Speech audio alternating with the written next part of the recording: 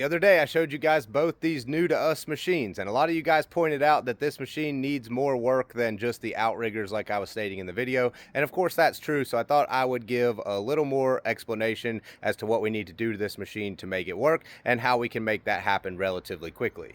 I don't want to tell you guys exactly what I paid for this machine just because I'm not sure if the guys I bought it from would want me to share that, so you'll have to make an assumption as to what I would pay for a machine in this condition, but I will talk about the costs associated with getting it back into everyday working condition. One of the things that you guys pointed out the most in that first video is that this machine needs a new set of tires, which is absolutely true. You can see how worn down those are.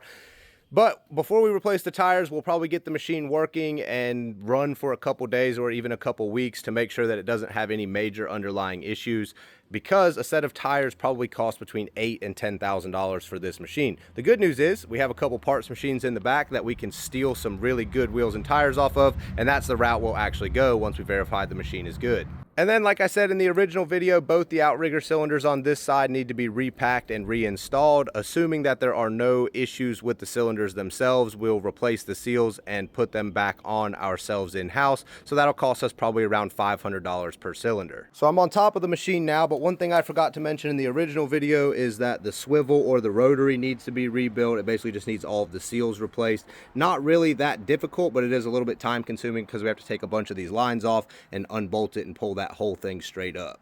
And since we'll be resealing that rotary in-house, that repair will cost us somewhere around $1,000, which means we'll probably have this machine back up and working for maybe $3,000 to $4,000, because I'm sure it's going to need a couple hydraulic lines, and we'll find other odds and ends that it needs. And then we really want to get some paint back on this machine to prevent any rust. Now, if we did have to buy the tires, we'd be somewhere in the $10,000 to $12,000 range, which really isn't that unrealistic or unreasonable for putting a machine like this back together.